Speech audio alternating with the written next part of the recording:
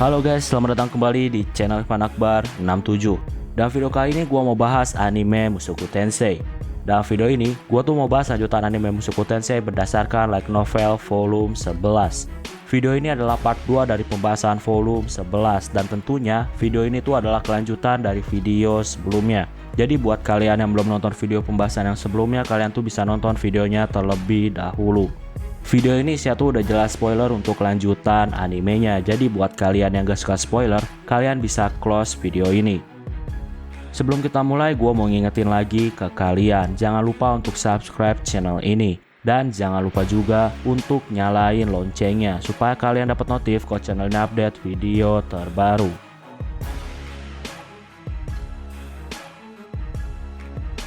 Saat ini, Rudius tuh melihat Aisyah dan Sylvia tuh seperti pengen ngomong sesuatu. Dan dengan mengharukan, Sylvia tuh di sini ngasih kabar gembira. Ternyata Sylvia ini mengandung anak Rudius. Rudius di sini gemetaran. Emosi bahagia tuh nggak bisa lagi dia tahan. Rudius saat ini menyentuh perut Sylvia dengan kasih sayang. Rudius juga di sini tuh memeluk Sylvia dengan raut wajah menangis bahagia. Aisyah di sini bilang kalau dia tuh bakal bilang ke Putri Ariel tentang kehamilan Sylvia. Dengan hamilnya Sylvia, maka Sylvia harus cuti sebagai pengawal dan Aisyah lah yang akan meminta izin kepada Ariel.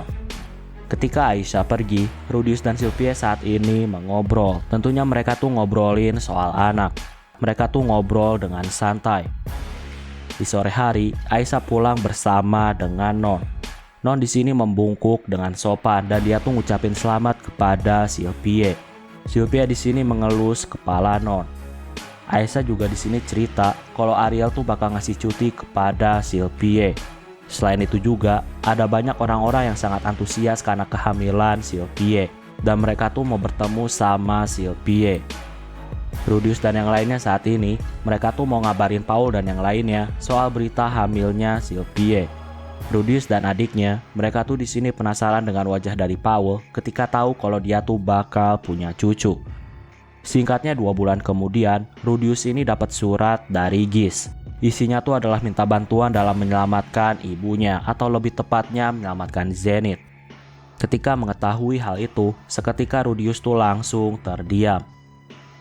Saat ini Rudius ada di ruangan yang putih dan dia tuh bertemu sama dewa manusia atau lebih tepatnya Hitogami. Rudius di sini protes karena Hitogami itu pernah melarangnya untuk pergi ke benua Begarit untuk menyelamatkan ibunya. Dulu Hitogami itu pernah bilang kalau Rudius tuh bakal menyesal jika pergi ke sana. Rudius di sini bilang kesana nggak kesana. Sekarang Rudius juga menyesal karena dia tuh dapat info bahwa menyelamatkan Zenith terhambat. Sekarang Rudius juga menyesal karena dia tuh nggak pergi ke benua Begarit. Hitogami di sini ingetin kalau kehidupan Rudius tuh udah membaik karena dia tuh nggak pergi ke Begarit. Rudius saat ini punya banyak teman. Penyakit Rudius tuh bisa sembuh. Rudius juga saat ini tuh udah menikah dan banyak lagi kebaikan ketika Rudius tuh nggak pergi ke Begarit. Hitogami bilang keputusan nggak pergi ke Begarit adalah keputusan yang tepat. Rudius di sini tuh masih nggak terima. Keluarganya tuh saat ini dalam masalah di Begarit. Makanya Rudius tuh mau minta penjelasan dari Hitogami. Alasan kenapa dia melarang Rudius ke sana. Rudius tuh mau minta penjelasan detailnya. Di sini Hitogami cuma ngasih tahu, sebaiknya Rudius tuh jangan menuju ke benua Begarit. Alasannya karena Rudius tuh bisa sangat menyesal. Hitogami ingetin kalau sekarang Rudius punya anak, jadi sangat bahaya kalau Rudius tuh pergi ke Begarit. Hitogami juga di sini ngasih nasihat, sebaiknya Rudius tuh tetap di Ranoa sampai musim kawin Beastman telah tiba. Dan setelah itu, Rudius bisa memilih menjalin hubungan dengan Linia maupun Pursena. Dengan gitu, maka Rudius tuh bakal mendapatkan kebahagiaan yang lebih.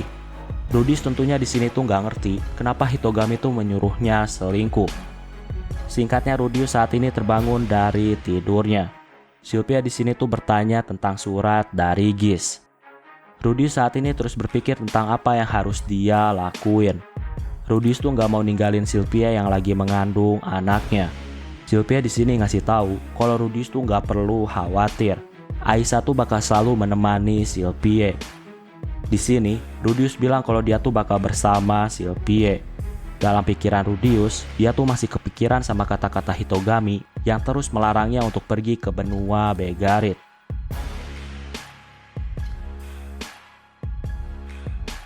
3 hari kemudian, Rudius nih masih kesulitan dalam memutuskan apakah dia tuh mau pergi ke Begarit atau enggak. Rudius saat ini diskusi sama teman-temannya. Elinalis di sini bilang kalau dia tuh bakal menemani Rudius untuk pergi ke Begarit. Walaupun harus meninggalkan Cliff, tapi bagi Elinalis, Cliff tuh pasti bakal mengerti sama kondisinya. Sedangkan untuk Zanoba, di sini dia tuh bilang kalau dia tuh nggak bisa ikut ke Begarit. Zanoba ini nggak terbiasa untuk pergi yang jauh dan dia tuh takut jadi beban. Makanya dia tuh lebih milih nggak ikut. Selain itu, Zanoba juga nggak bisa ninggalin Julia yang saat ini masih kecil. Zanoba di sini janji kalau Rudius pergi, maka Zanoba bakal menjaga semua keluarga Rudius. Walaupun udah mendengar saran dari teman-temannya, Rudius ini masih belum bisa membuat keputusan mau pergi atau enggak. Suatu pagi, ada keributan antara Rudius dan Non. Non saat ini tuh membawa tas yang besar. Itu artinya Non tuh mau pergi ke Begarit. Tentunya Rudius saat itu langsung melarang Non. Non di sini bilang kalau orang tuanya tuh saat ini dalam bahaya. Kalau Rudius gak mau pergi, maka dialah yang bakal pergi. Rudius di sini tuh dilema. Dia tuh gak mau ninggalin istri dan anaknya. Di sisi lainnya, Rudius juga gak bisa biarin orang tuanya tuh dalam bahaya. Non di sini terlihat sangat sedih. Alasannya karena Rudius tuh nggak pergi menyelamatkan orang tuanya. Rudius di sini berpikir dan dia pun akhirnya mutusin untuk pergi. Istri dan anak-anaknya tuh bisa dijaga sama teman-temannya. Sedangkan menyelamatkan orang tuanya hanya Rudius lah yang bisa melakukan hal itu. Rudius di sini bilang ke Non kalau dia tuh bakal pergi. Tapi Rudius ngasih syarat kalau Non harus melindungi dan bantu Sylvie selama dia pergi. Non di sini terlihat sangat senang dan dia janji bakal melindungi Sylvie. Saat ini, Rudius mutusin untuk menuju ke wilayah Begarit. Untuk pertama kalinya, Rudius ini gak mengikuti nasihat dari Hitogami. Keputusan Rudius saat ini udah bulat. Walaupun misalkan nanti Rudius bakal menyesal, Rudius tetap memilih untuk bergerak. Saat ini, Rudius tuh ketemuan dulu sama Elinalis. Di sini dibahas juga ada yang aneh dengan surat dari Gis. Gis ini seperti tahu lokasinya Rudius, padahal udah lama mereka tuh gak ketemu. Satu-satunya alasan logis kenapa Gis bisa tahu lokasi Rudius, itu semua kemungkinan karena Gis tuh udah ketemu sama Paul. Cuma masalahnya, kalau Gis ketemu Paul, maka yang nulis surat minta bantuan tuh harusnya Paul, bukan malah Gis. Nah, walaupun belum jelas apa yang terjadi, tapi pada akhirnya Rudius mau menuju ke wilayah Begarit dan Elinalis ini bakal menemani Rudius. Elinalis dan Rudius saat ini diskusi dan mereka melakukan berbagai macam persiapan untuk menuju ke Begarit. Di sini juga mereka tuh diskusi masalah kutukan Elinalis yang mungkin tuh bakal menjadi masalah ketika dalam perjalanan. Di sini diketahui juga kalau Elinalis tuh nggak mau ngasih tahu Cliff kalau dia tuh bakal pergi ke Begarit. Tapi di sini Rudius tuh tetap mau kalau Elinalis tuh ngasih tahu kepada Cliff. Singkatnya keduanya saat ini menuju ke tempat Cliff. Rudius jelasin semua yang terjadi kepada Cliff. Cliff di sini dia tuh mengerti dan dia tuh percaya kalau Rudius tuh bakal jagain Elinalis. Cliff bilang kalau dia nggak ikut. Alasannya karena dia tuh cuma bakal jadi beban. Benua Begarit adalah benua yang sangat berbahaya. Setelah semuanya selesai, Cliff tuh bakal langsung menikahi Elinalis. Selain bertemu sama Cliff, Rudius juga ketemu sama orang-orang yang dekat dengannya. Tentunya dia juga ngasih kabar ke orang-orang bahwa dia tuh bakal pergi ke Begarit. Tentunya Rudius juga ngurusin cuti sekolahnya. Dan Rudius juga bertemu sama Linia dan Pursena.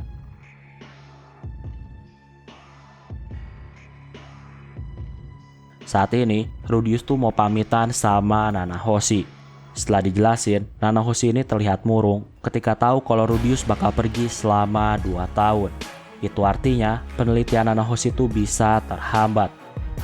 Nanahoshi pun di sini tuh ngasih peta lokasi teleportasi.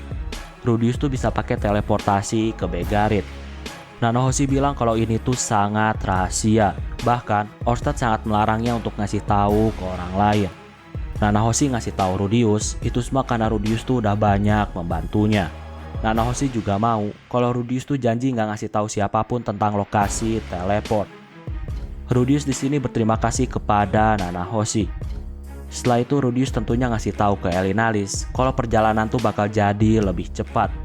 Setelah itu Rudius pun pergi untuk ngasih tahu Sylvie. Rudius di sini pamitan sama Sylvie dan kedua adiknya. Tentunya Rudius di sini ngasih beberapa pesan. Contohnya tuh kayak rajin belajar, jaga diri, dan lain-lain. Rudius memberikan ciuman kepada Sylvie. Setelah semua persiapan selesai, Rudius dan Elinalis pun memulai perjalanan. Mereka saat ini mulai menuju lokasi teleport yang disebut sama Nana Hoshi. Di perjalanan, mereka juga bertemu dengan beberapa monster, tapi mereka tuh berhasil mengatasinya. Singkatnya mereka sampai di bangunan yang mirip seperti reruntuhan kuno. Setelah terus berjalan, akhirnya mereka tuh sampai di lokasi yang terdapat lingkaran sihirnya. Rudius dan Elinalis, mereka menduga kalau itu adalah lingkaran teleportasi yang mereka cari. Singkatnya saat ini mereka pun teleport. Di sini teleportnya, Elinalis tuh ternyata agak telat sekitar 7 menit. Jadi bukan teleport instan. Tapi pada intinya, mereka tuh akhirnya berhasil teleport.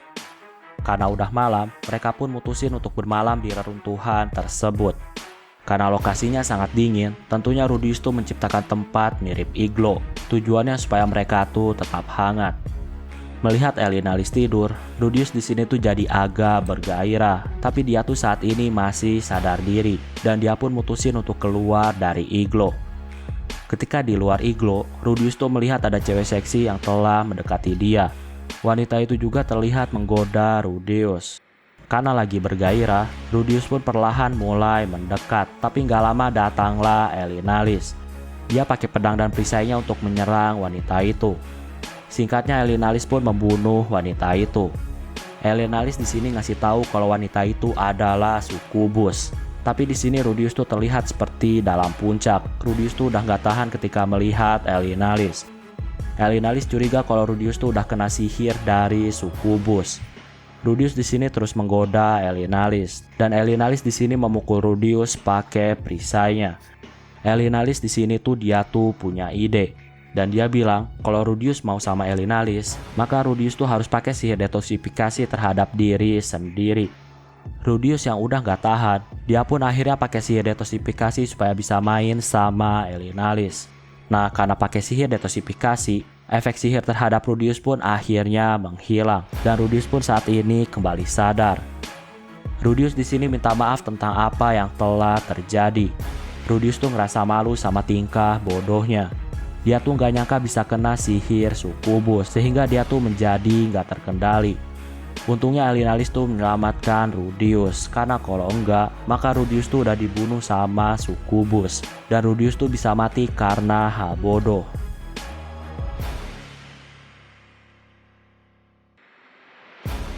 Rudius dan Elinalis saat ini lanjutin perjalanan.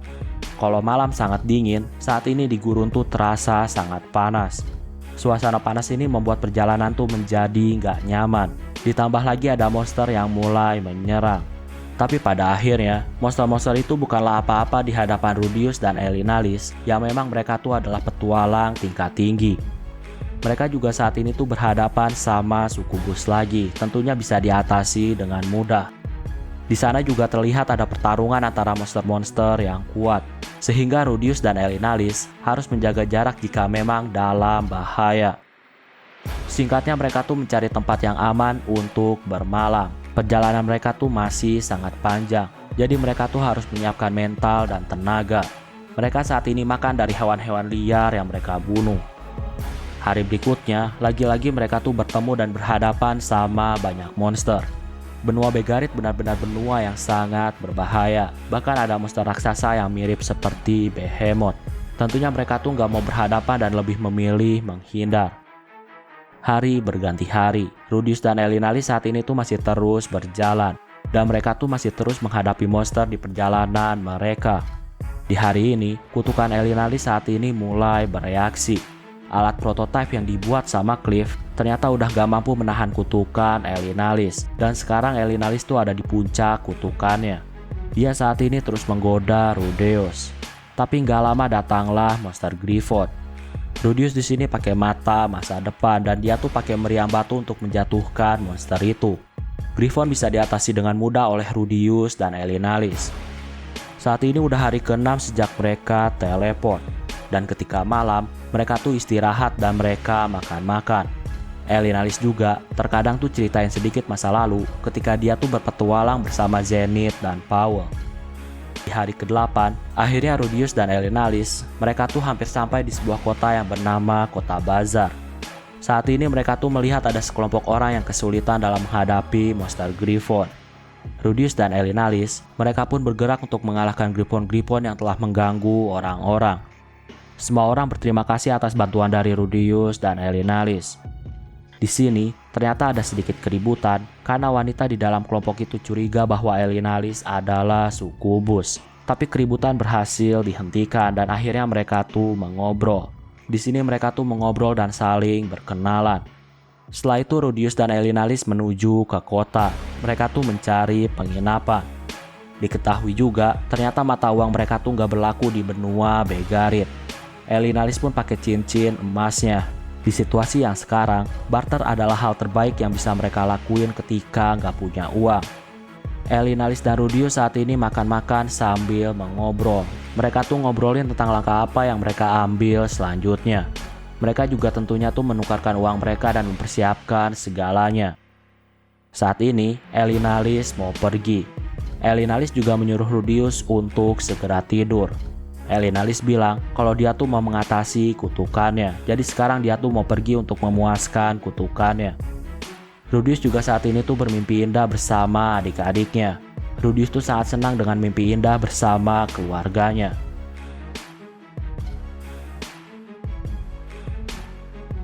Besoknya di pagi hari, Rudius dan Elinalis pergi ke pasar. Tentunya mereka tuh menjual beberapa barang untuk dijadiin uang. Mata uang mereka tuh saat ini nggak berlaku, jadi barter barang atau jualan barang adalah hal terbaik yang saat ini yang bisa mereka lakuin. Setelah mendapatkan uang, mereka pun mencari informasi. Mereka tuh harus mencari orang yang bisa memandu mereka menuju ke kota Rapan. Ternyata hanya sedikit orang yang mau berpergian ke kota Rapan, jadi bisa dibilang sangat jarang orang yang menuju ke sana. Tapi pada akhirnya mereka tuh dapat info, ada kelompok yang bernama kelompok Gaban yang saat ini tuh menuju rute ke Rapan. Elinalis dan Rudius pun mencari kelompok itu, dan ternyata kelompok Gaban adalah kelompok yang pernah mereka selamatin ketika diserang sama Griffon. Gaban tentunya menyambut kedatangan Rudius dan Elinalis. Gaban di sini tuh mau menyewa Rudius dan Elinalis. Rudius dan Elinalis, mereka setuju untuk disewa sebagai pengawal. Tentunya mereka juga senang karena tujuan mereka juga menuju ke Rapan. Singkatnya Rudius dan Elinalis pergi menuju ke Rapan bersama dengan kelompok dari Galban. Rombongan tuh berjalan susah payah melewati gurun yang tandus. Ditambah lagi, di perjalanan selalu diserang sama monster. Rudius dan yang lainnya tentunya langsung menghabisi semua penghalang yang ada. Seorang pria di sini bilang kalau dia tuh senang ada Rudius yang ikut mengawal. Kekuatan Rudius ini benar-benar sangat luar biasa. Tapi pria itu juga ngasih tahu kalau Rudius tuh sebaiknya menghemat mananya. Ketika malam hari, untuk yang menjaga rombongan tentunya gantian. Dan saat ini, Rudius tuh kebagian jaga dengan wanita bernama Carmelita. Mereka tuh saat ini ngobrolin banyak hal, terutama ngobrolin tentang sukubus. Sama kayak cerita fantasi yang lainnya, sukubus ini adalah monster yang menggoda para lelaki. Dan monster sukubus bisa membuat laki-laki tuh menjadi bergairah. Banyak orang yang udah jadi korban dari sukubus. Di benua Begarit ini, karena banyak korban dari sukubus, terkadang juga dalam satu kelompok tuh selalu ada wanitanya. Tujuannya supaya para lelaki yang terkena efek sukubus bisa melampiaskan kepada wanita itu. Intinya banyak kejadian yang hamil karena laki-laki itu terkena sama sihir sukubus. Rudius saat ini masih mengobrol. Singkatnya perjalanan mereka masih berlanjut. Suatu ketika ada penyerangan terhadap rombongan mereka. Mereka tuh ternyata udah diincar sama bandit dan akhirnya mereka pun diserang. Semua orang panik karena musuh saat ini terlalu banyak. Rudius juga melihat panah yang ditembaki sama musuh. Ternyata panahnya udah diolesi sama racun. Jumlah musuh kali ini ada banyak. Prediksi Rudius ada sekitar 100 orang.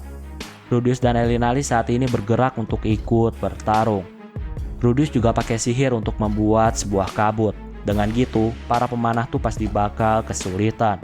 Tapi nggak lama, para musuh tuh bergerak pakai kuda. Dan mereka tuh mulai menyerang pakai senjata jarak dekat.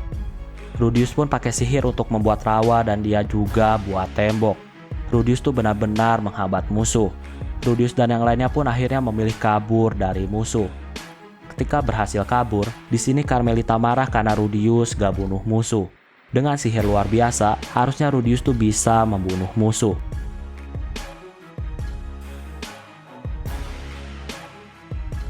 Carmelita marah karena pria bernama Thorn, ternyata pria itu terkena panah racun. Makanya dia marah karena Rudius gak membunuh musuh untuk balas dendam. Elinalis di sini menghentikan kebodohan Carmelita. Elinalis tegasin keputusan Rudius dalam menghambat musuh. Keputusan itu adalah keputusan yang tepat. Musuh saat ini tuh jumlahnya sangat banyak dan kekuatan musuh juga saat itu masih misteri. Hanya orang bodoh yang terus bertarung melawan musuh dalam jumlah banyak yang kekuatannya tuh masih misteri. Elinalis bilang kehilangan satu orang dan satu unta, hal itu adalah hasil terbaik dari serangkaian yang terjadi. Elinalis tegasin semua orang tuh saat ini bisa selamat, itu semua berkat tindakan cepat dari Rudius. Elinalis juga tegasin kalau dia dan Rudius tuh dibayar untuk mengawal, jadi bukan untuk menjadi tentara. Gak ada kewajiban bagi Elinalis dan Rudius untuk membunuh sejumlah pasukan sendirian. Di sini diketahui juga, ternyata Carmelita dan Thorn tuh mereka punya anak. Makanya Carmelita tuh sangat emosi ketika Thorn kena panah beracun. Tapi pada akhirnya, perdebatan pun akhirnya selesai. Rudius di sini mengucapkan terima kasih atas segala bantuan dari Elinalis. Elinalis di sini tersenyum dan dia tuh menepuk pundak Rudius. Elinalis bilang kalau dia tuh bakal selalu melindungi cucunya. Setelah melewati perjalanan yang sangat panjang, akhirnya Rudius dan Elinalis tuh sampai di kota Labirin Rapan. Mereka akhirnya sampai setelah 2 minggu perjalanan. Saat ini ada kisah dari Non. 1 bulan setelah kepergian Rudius ke Begarit, kehidupan Non tuh sangat damai seperti biasa. Tapi di sisi lain, Non juga sangat takut sama masa depan. Dia tuh takut kehilangan keluarganya. Dia juga saat ini tuh ngerasa gak enak sama Sylvie. Kalau Rudius mati, tentunya Sylvie tuh bakal sangat sedih. Dan itu juga bakal membuat Non menjadi semakin gak enak sama Sylvie. Non ini menganggap kalau Rudius tuh pergi karena paksaan darinya. Non ini masih khawatir kalau Rudius tuh bakal mati. Non tuh takut hubungan dia dengan Aisyah dan Sylvie bakal menjadi buruk karena kematian Rudius. Ketika mau menuju rumah Rudius, Non saat ini melihat gereja milis. Non ingat kalau dia tuh udah lama gak pernah berdoa sama dewa. Non pun mampir dan masuk ke gereja. Di sana, Non terus berdoa untuk keselamatan keluarganya. Sejak saat itu, Non mulai datang ke gereja untuk mendoakan keselamatan keluarganya. Suatu hari, Non ini berdoa sampai nangis. Dan dia ditegur sama seorang laki-laki. Dan ternyata itu adalah Cliff. Cliff bilang kalau dia tuh selalu melihat Non yang berdoa setiap hari. Tapi untuk hari ini, Cliff tuh penasaran kenapa Non sampai nangis. Cliff di sini ceritain tentang hubungan dia dengan Elinalis dan Rudius. Di sini, Cliff dan Non mereka saling berbagi cerita. Cliff di sini ngasih nasihat kepada Non. Saat ini, yang bisa Non lakuin tuh hanyalah belajar untuk menjadi lebih kuat. Cliff juga ngasih tahu kalau Non menjadi kuat, maka Rudius, Paul, ataupun keluarga yang lainnya, mereka tuh pasti bangga sama Non. Cliff bilang kalau Non larut dalam kesedihan dan Non gak mencoba untuk menjadi kuat, maka Non tuh selamanya bakal terus khawatir. Non di sini mengerti perkataan dari Cliff dan dia tuh bertekad untuk menjadi semakin kuat.